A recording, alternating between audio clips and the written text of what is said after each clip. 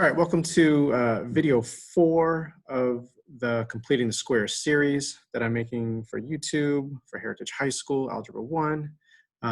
So we went over these two examples, and then these are the U-tries, which I'm not going to make a video for these, but we'll make an answer key, and all the teachers are going to post it on their webpage. So in this video, we're going to move to the bottom section here, where the equations are becoming a little bit more complex. You can see that the coefficients are much larger, and we actually have a non-1 coefficient on x squared. All right. So this video is going to be focused on this example right here and how to solve it using the completing the square technique. All right, so we've got 3x squared minus 24x plus 27 is equal to 0. All right, so in the first page, right, we had those steps, 6 steps, and I said the first 2 steps are kind of interchangeable, right? So I like to divide first and then isolate the constant next. So I'm going to divide the left-hand side by 3, right? Essentially want to remove that coefficient on the second power term, and need to do it to the right-hand side as well.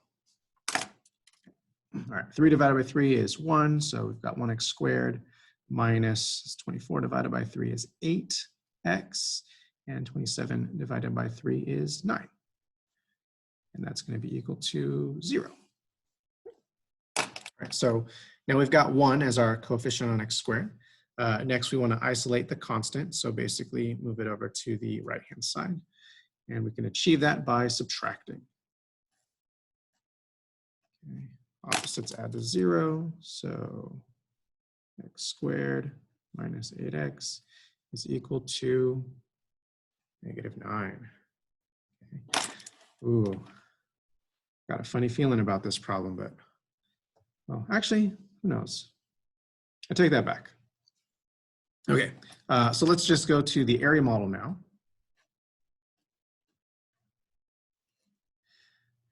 Now, why did I make that last comment? Why did I say I had a funny feeling, right? I saw this -9 here and I thought, I know at some point I'm gonna have to take a square root, right? And I know that, we cannot take the square root of negative numbers.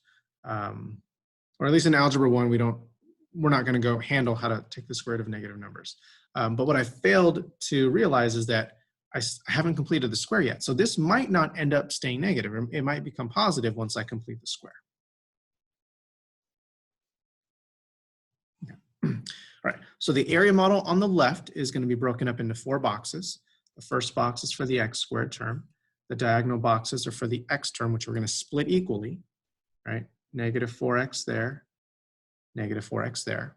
Okay, and then the other area model, we're just going to break into 2 regions, right? An L-shaped region to match what we have going on here, and then just kind of that corner piece leaving empty, just like this one is left empty.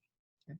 So -9 is going to represent that L-shaped piece, just like x squared minus 8x represents the L-shaped piece here. All right, so now let's figure out the dimensions. We're going to have x by x. X and -4 make this product. X times -4 make the other product. Now we see that the value that completes the square is the product of -4 times -4, and so it's +16. Okay, we'll use that value to complete both squares, right? The left and the right-hand side. So the area model on the left will represent it using its factors, x minus 4 times x minus 4. And the area model on the right will represent it using the sum of the 2 regions. So 16 and -9 is what, 7. All right, so those initial fears I had are now gone, right? I was afraid that we were going to have to take the square root of a negative, but after completing the square, it's a positive number, so no worries. Okay, so let's represent this repeated multiplication using exponents. Okay, x minus 4 to the 2nd power is equal to 7. Okay, take that square root on both sides. Right, the goal of that is to cancel out the 2nd power. So we've got x minus 4 is equal to plus or minus root 7. Okay. 7 is a prime number, so its square root is not an integer. So we'll leave it in radical form. All right, so now we'll write this as two separate equations. So x minus 4 is equal to the positive root of 7, and x minus 4 is equal to the negative root of 7. And then we'll add 4 to both sides. Okay. Plus and minus 4 cancel each other out. So x is equal to, okay, I'm going to remind you again that you cannot combine these two. This is an integer, this is a radical. They're different kind of numbers. So we're going to write it as, which color do I want to use? Let's just use two different colors. So we continue to use this kind of maroon color for the integer, and then the blue color for the radical. Okay, so x is equal to 4 plus root 7.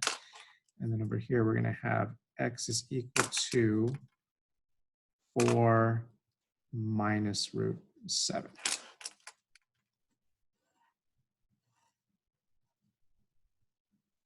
So those are the two possible solutions in radical form. Okay.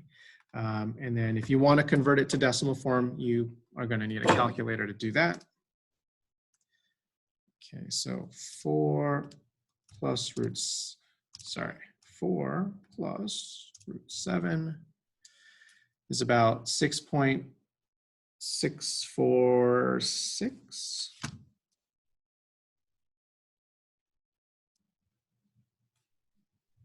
And then 4 minus root 7 is 1.354.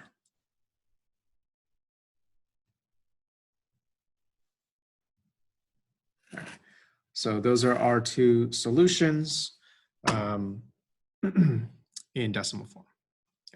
Now, before I end this video, just want to give you a quick reminder. These values, what they represent